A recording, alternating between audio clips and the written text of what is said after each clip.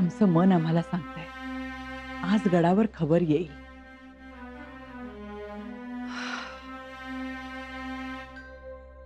आई भवानी, एवढा अंत बघू नकोस.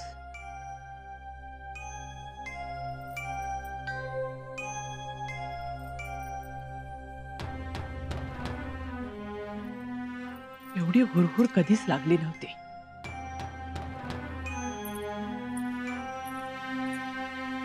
शंभूसिंग पांढरपाण्यास पोचले नाही, काय खबर नाही.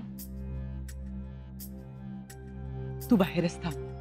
जागसूद्रा आणि कोणी स्वार आला की ताबडतोब कळवा आम्हाला. जी. ये आता.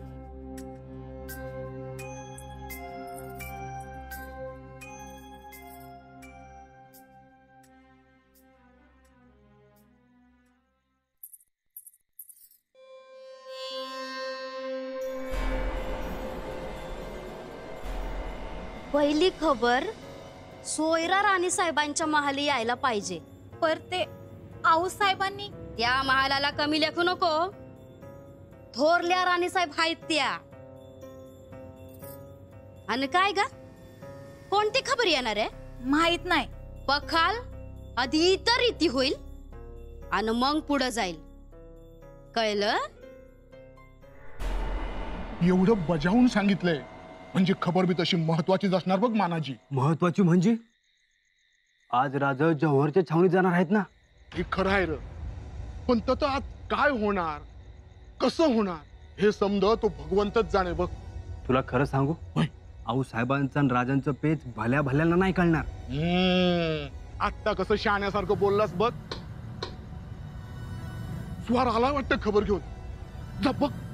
काय खबर आणली कोणास ठाव, देव जाणे.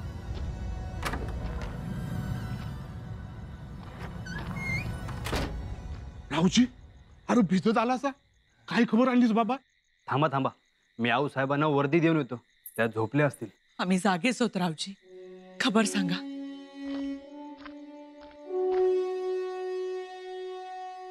आऊ साहेब, राजे पन्हाळ्याच्या वेळातून निसटले आणि सुखरूप खेळण्यावर पोहोचले. आबा सुटले, वेड्यातून सुटले. आई जगदंबे, धन्य आहे तुझी. शंभू जा, उठवा सगळ्यांना, बोलवा. आबा सुटले, वेड्यातून सुटले. आमच्या लेकी सुना येतील, त्यांना सगळी हकीकत कळू द्या.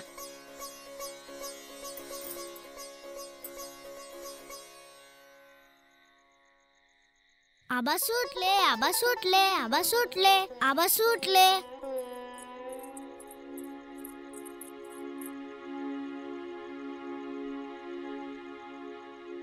खबर सांगायला रावजी आलेत.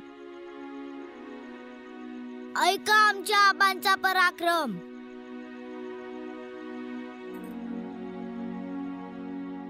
राजे पन्हाळ्याहून घोळखिंडीला निसटले तेव्हा धो धो पाऊस होता. खाली सगळीकडे चिखल. 600 बांधल राजांच्या पालखीसोबत होते. फाजल खानाला खबर लागलीच. हे हेरून दुसरी पालखी फादलच्या सैन्याच्या नजरेस पडेल अशी तजवीज राजानं केली होती. मग तो दुसऱ्या पालखीकडे निघाला. तोवर राजा मसाई पठारावरून पुढे निघून गेलं. थोड्या वेळानं फजल खानानं पालखी अडवली. त्यात शिवाजी राजा होतं, पण खोट. शिवा काशीत हुबेहूब राजासारखं दिसणार, पण जेव्हा कळलं ते खोटं आहे, त्याच्या पोटात तलवार खुपसली तर जहर.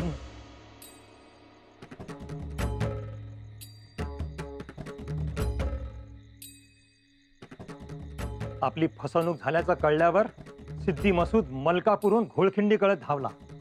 राजांचा पाठलाग करू लागला. बांदल खांद बदलत गुडगाभर चिखलातून धावत होता. 14 कोस वास बांदल पळत धावत सुटलं. शेवटी मसूद आलाच.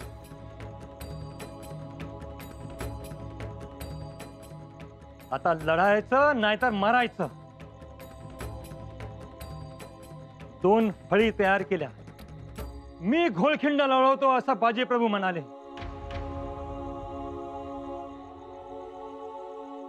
शंभूसिंग जाधव बी पोचलेलं, पण राजा मात्र जाण्यास तयार नव्हतं. बाजीप्रभूंनी राजांना आण घातली. राजे, स्वराज्यासाठी तुम्ही मोलाचा आहे, जा निघा. राजा खेळण्याकडे निघाले. सुरव्यांचा पराभव करत राजा खेळण्यावर पोहोचले. बाजीप्रभू आणि बांदल पराक्रमाची शर्त करत होते.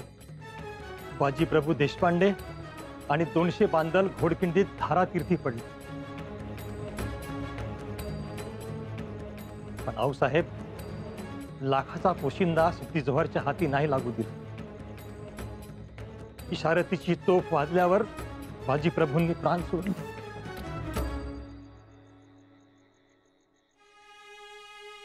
जगदंब आई भवानी, आम्हास निर्भय आनंद कधीच मिळणार नाही का?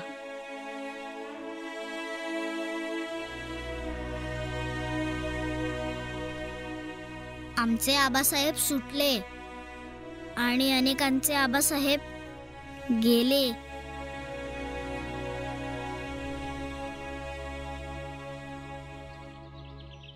गालबोट लागलं नेताजीराव. गालबोट लागलं पण तर लागू द्या. अव राज अजगराच्या विळख्यातनं बाहेर पडलं ते नशीब. पण बांदर, बाजीप्रभू, शिवाकाशी यांचे प्राण गेले. उद्या आमचं बी जाणार, आम्ही बी प्राणाला मुकणार. पण म्या म्हणतो त्याची काळजी कशा पाहिजे. अहो पंत, पायाला दगड खर्ची घातला तर पुढं त्याचं मंदिर उभं राहतं. याचं बी तेच आहे. जीवा भावाला चुचकारून हे स्वराज्य मिळणार नाही. भगवा फडकणार पर त्या अगोदर तो आपल्या रक्तात भिजणार. म्हणून म्हणतो पंत, गालबोट लागलं ना तर लागू दे. कवा येतात राजा? आला काही खबर, काही खलिता? नाही अजून, पण खबर आली की कळवतो. मातोश्री, मातोश्री, बघा ना हो, राणू मारते आम्हाला. राणू, कोणीही मारामारी करायची नाही. मातोश्री, आबासाहेब सर्वांचेच आहेत ना हो? हो, सखू म्हणते नाही. सांगा ना तिला. तुमचे आबासाहेब सर्वांचेच आहेत, बरं का राणू? आबासाहेब सर्वांचेच आहेत, पण त्यांच्याबद्दल कोणाला माहित नसते ना हो? काय? केव्हा येणार आहेत आबागडावर माहित आहे तुम्हाला? त्यांना काय माहिती हो?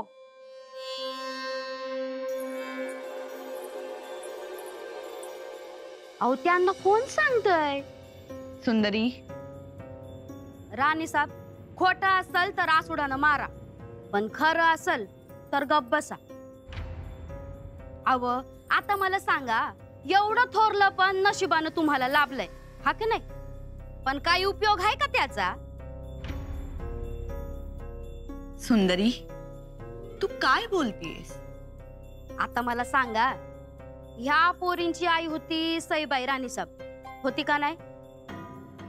त्यांच्यापासून एक सुद्धा गोष्ट लपायची नाही. पण आता काय घडतंय, कधी घडतंय, याचा मागमूस बी लागत नाही. मातोश्री, मातोश्री, मातोश्री, मातोश्री, मातोश्री, आबासाहेब येणार. अगं बाई, देवच पावला. अय्या, आबासाहेब येणार. आबासाहेब येणार. आबासाहेब येणार. आबासाहेब येणार. आबासाहेब येणार.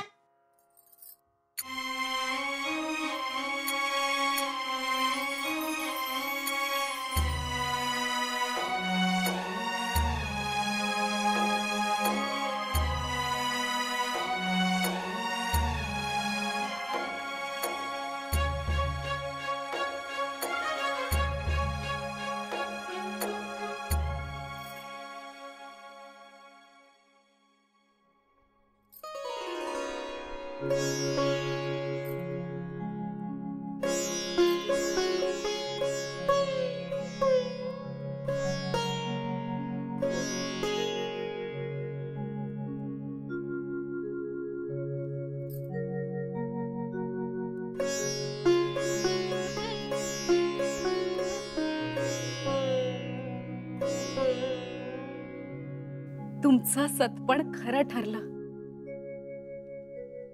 आमचा देव गडावर सुखरूप येतोय. असाच आशीर्वाद पाठीशी राहू दे.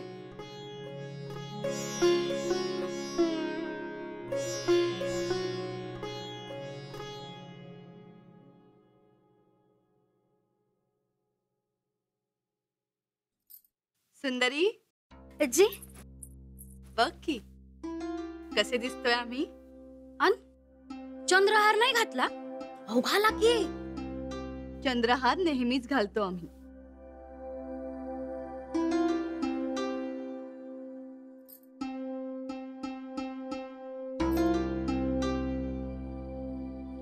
आता बघ जरा. लई देखणे दिसताय बघा. खरं खरं सांग हो, नाहीतर आम्ही खुश होऊ म्हणून बोलू नकोस. अहो खरंच हो. आणि इरकल की पैठणी नेसताय? तूच सांग बरं. आम्हाला तर काहीच कळत नाहीये. पैठणीच नेसा.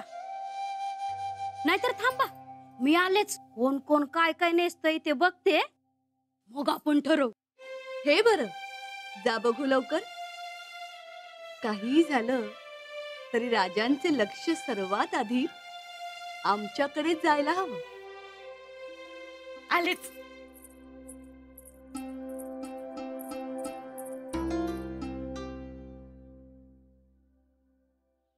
आबासाहेबांना आम्ही बघणार पहिल्यांदा. शंभू बाळा या, खाली या. नाही उतरणार. अवधानाजी तुम्ही तरी सांगा.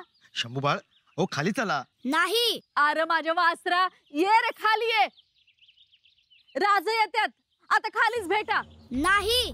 बघा हा, आऊसाहेबांना नाव सांगीन तरच देतात फोन. आबासाहेब आले.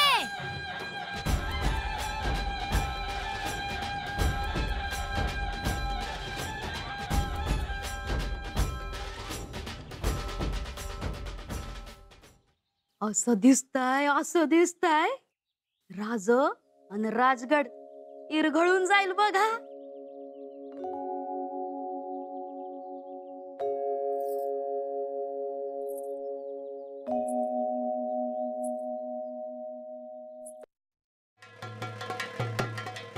आबासाहेब, आबासाहेब, आबासाहेब, आबासाहेब, आबासाहेब.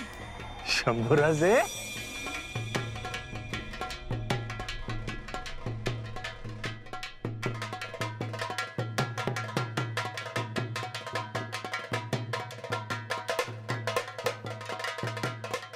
हा वेढा सोडवणं कठीण. खरंय आऊसाहेब, पण हा वेढा आम्हाला हवा हवासाही वाटतो.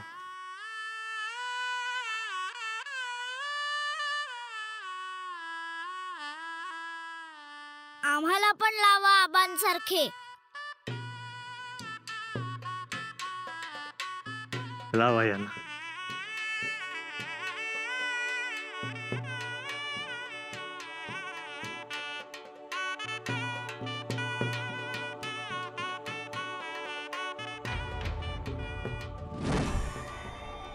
शंभूबाई, तुम्ही तलवार घेऊन पन्हाळ्यास निघाला होतात ना? हो, कोणीच भरोसा ठेवला नाही. असं? ठीक, आपण ह्या सगळ्यांना योग्य ती शिक्षा देऊ. त्याआधी इकडे या. खूप दिवसांपासूनच गाऱ्हाण आहे त्यांचं. राजे,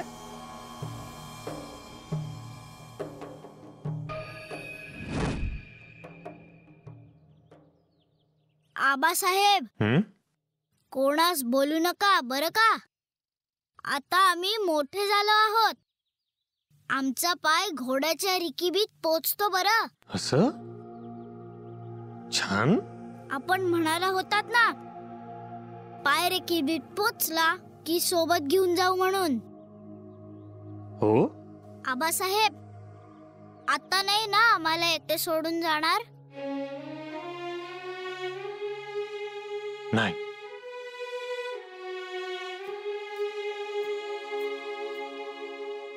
आमच्या मातोश्री गेल्या, आणि लगेच आपणही गेलात. आम्हाला खूप वाईट वाटलं. आईची आठवण, तुमची आठवण. मग आम्ही इथे या मूर्ती समोर येऊन खूप रडायचो.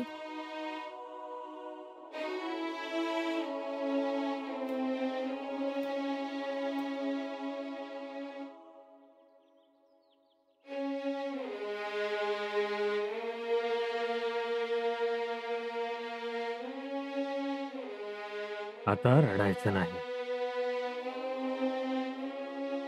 शंभूराजे, तुम्ही शूर आबांचे शूर बच्चे आहोत. पण आता आम्हास वचन द्या. ठेवा हात मूर्तीवर आणि म्हणा की आम्हाला सोडून जाणार नाही म्हणून.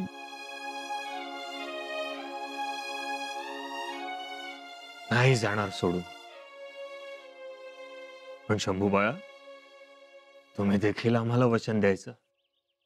तुम्ही देखील आम्हाला सोडून कधी कधी जाणार नाही. आम्ही तर कधीच नाही जाणार आबांना सोडून. आबा,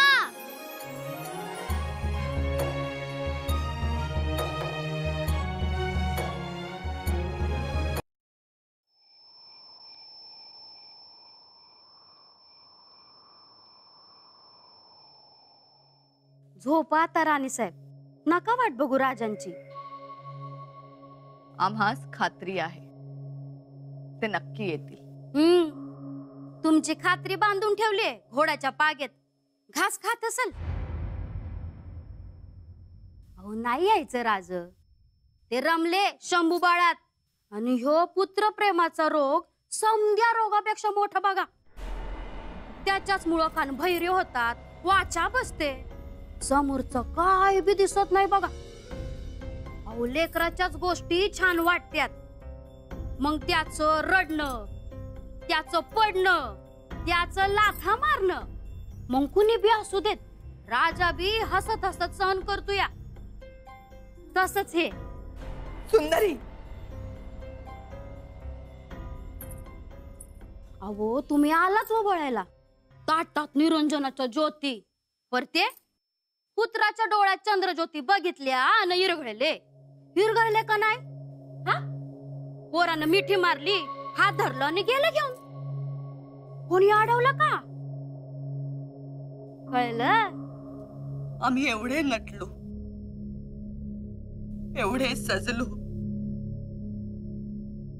पण आमच्याकडे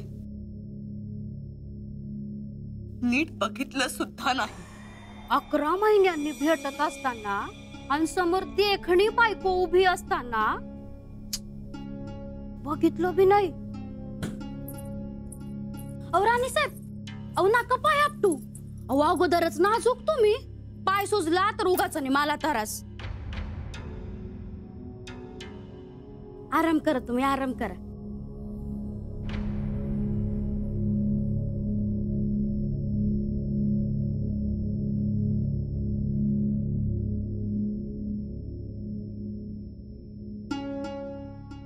आबा नका ना जाऊ.